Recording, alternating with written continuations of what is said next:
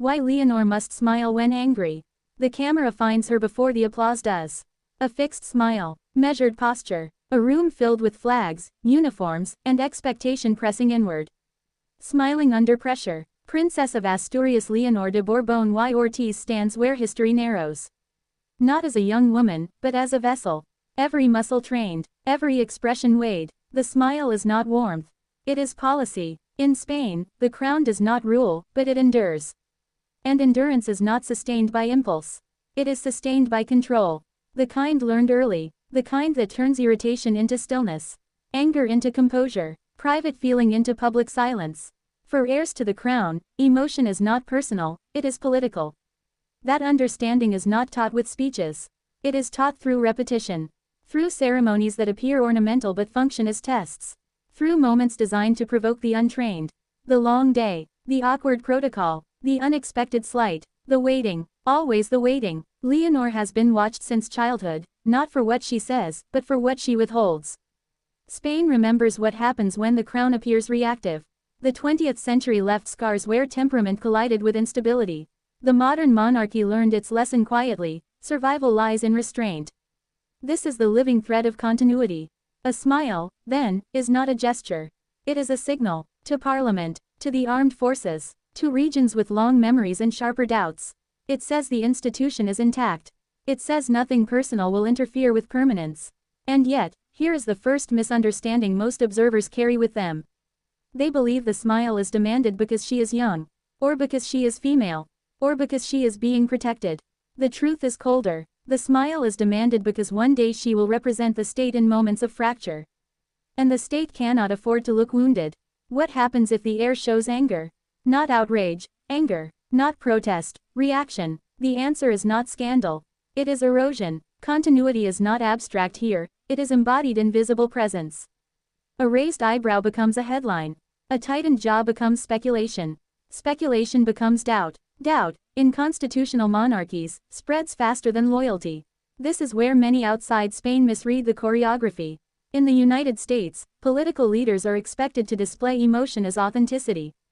In the United Kingdom, royalty has learned to modulate expression with theatrical subtlety. Canada and Australia observe monarchy through distance, measuring it by symbolism rather than intimacy. Germany, with its historical caution toward hereditary power, watches restraint as reassurance. Spain watches for something else entirely. Spain watches for steadiness. At first glance, Leonor's training appears ceremonial. Military academies, legal studies, public addresses read with deliberate calm. But beneath the surface, a deeper curriculum is underway. She is being conditioned to absorb pressure without reflecting it back. And that raises the quiet question no one asks aloud. What happens to anger that is never allowed to surface? This is not a psychological inquiry. It is an institutional one. At around the moment when observers believe they understand her role, the frame shifts. Because the smile is not meant to convince the public. It is meant to reassure the system itself. Ministries, courts, alliances, treaties signed long before her birth. The crown must appear immune to provocation because the state must appear immune to fracture. Smiling under pressure. The phrase returns, heavier now. Not as description, but as requirement. Spain's constitution does not grant Leonor power today. But it assigns her gravity. And gravity pulls everything toward it: praise, criticism, resentment, hope. She cannot choose which emotions approach her. She can only choose which ones pass through. There are moments, brief and revealing, when the discipline shows. A delayed response. A smile held half a second longer than comfort allows. The eyes steady while the jaw tightens. These are not mistakes. They are calibrations. National identity is woven into these rituals. Spain is a country of strong regions, layered histories, unresolved tensions. The monarchy's role is not to resolve them emotionally, but to outlast them symbolically. This is why anger is dangerous. Anger implies alignment. It suggests sides. And the crown cannot take sides without ceasing to be the crown.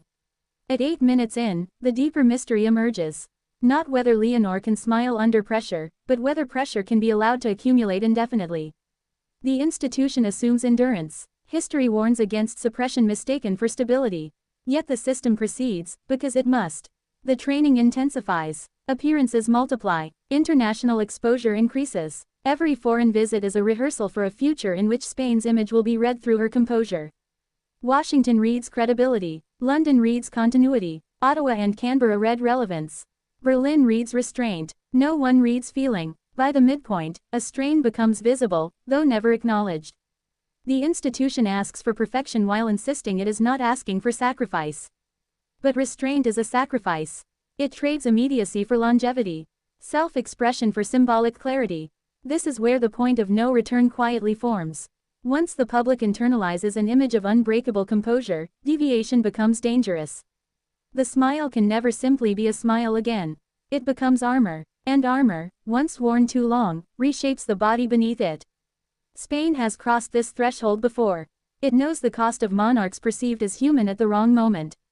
The modern lesson is unforgiving. The heir must feel everything, and reveal almost nothing. This is not cruelty, it is strategy. At 19 minutes, the future casts a longer shadow.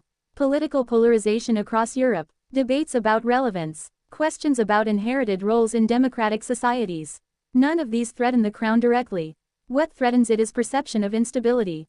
A single uncontrolled moment can undo decades of careful neutrality.